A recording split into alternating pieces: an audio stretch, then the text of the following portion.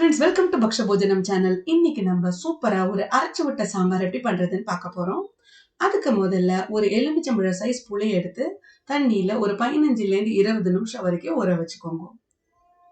அடுத்ததா இதுக்கு என்ன வறுத்துக்க போறோம்னு பார்க்கலாம். ஒரு ஃப்ரை பேன் எடுத்துட்டு அதுல 1 டேபிள் ஸ்பூன் எண்ணெய் விட்டுக்கலாம். அதோட 3 டேபிள் ஸ்பூன் தனியா, 2 டேபிள் ஸ்பூன் கடலைப்பருப்பு, அதுக்கப்புறமா 1 டேபிள் ஸ்பூன் உளுத்தம்பருப்பு, அதோட ஒரு 4 ல இருந்து 5 வரமிளகா. இது எல்லாத்தையும் நல்லா கோல்டன் ப்ரௌன் ஆற வரைக்கும் வறுத்துக்கணும். இது நல்லா கோல்டன் ப்ரௌன் ஆறும் போது இதோட ஒரு 1/2 கப் தேங்காய் சேர்த்துட்டு அதையும் லைட்டா வறுத்துக்கணும். வறுத்தண்ட அப்புறம் அதை நல்லா வழுவிழுன்னு ஒரு பேஸ்டா அரைச்சிக்கணும். அடுத்ததா நம்ம சாம்பாருக்கு தேவையான காய்கறி வதக்கிக்கலாம். இப்ப பேன்ல கொஞ்சம் எண்ணெய் விட்டுண்டு இதோட ஒரு 10 ல இருந்து 15 சின்ன வெங்காயம் சேர்த்துக்கோங்க. இந்த சின்ன வெங்காயம் நல்லா வதங்கட்டும். அது வரைக்கும் இதை வதக்கிக்கோங்க. இந்த வெங்காயம் நல்லா வதங்கின அப்புறம் இதோட கொஞ்சம் பரங்கிக்காய் சேர்த்துப்போம். பரங்கிக்காய் இந்த சாம்பாருக்கு நல்ல டேஸ்ட் கொடுக்கும்.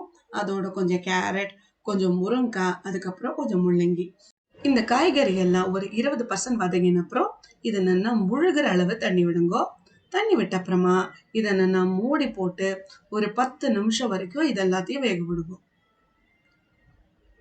10 நிமிஷம் கழிச்சு இதை திறந்து பார்க்குற போது காய்கறி எல்லாம் வதங்கியிருக்கான்னு செக் பண்ணிக்கோங்க. ஒரு கரண்டி எடுத்து ஒரு ஸ்பூன் வச்சு இந்த காய்கறி எல்லாம் வதங்கியிருக்கான்னு செக் பண்ணிக்கோங்க. காய்கறியில நல்லா வெந்தப்புறமா நம்ம ஏற்கனவே கரைச்சி வச்சிருந்த புளி இதோட சேர்த்துட்டு, அதுக்கப்புறமா இதோட மஞ்சப்பொடி, அப்புறமா நம்ம அரைச்சி வச்சிருந்த கலவை அதையும் இதோட சேர்த்துட்டு எல்லாத்தையும் ஈவனா மிக்ஸ் பண்ணி விடுங்க. மிக்ஸ் பண்ணி விட்டுட்டோம் இதை ஒரு லோ ஃப்ளேம்ல கொதிக்க விடுங்க.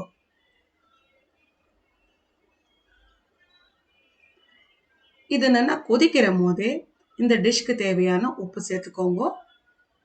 அதுக்கப்புறமா ஒரு 1/2 டேபிள் ஸ்பூன் வெல்லம் அதையும் சேர்த்துட்டு இந்த புளியோட பச்சை வாசனை போற வரைக்கும் இதை நல்லா கொதிக்க விடுங்க.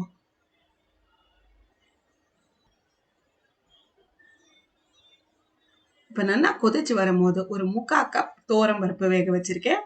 அதை இதோட சேர்த்துட்டு நல்லா கலந்து விடுங்க. இப்போ இது நல்லா கொதிச்சு வரும்போது இதுக்கு நம்ம தாளிச்சு போட்டலாம். ஒரு பேன்ல கொஞ்சம் எண்ணெய் விட்டுக்கோங்க.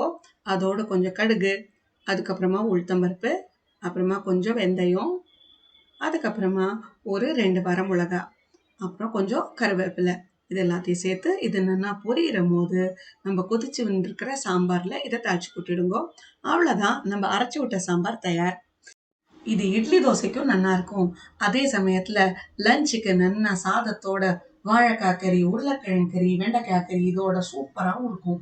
ட்ரை பண்ணி பாருங்க. பக்ஷ போஜனம் சேனலுக்கு சப்ஸ்கிரைப் பண்ணுங்க. Thank you very much.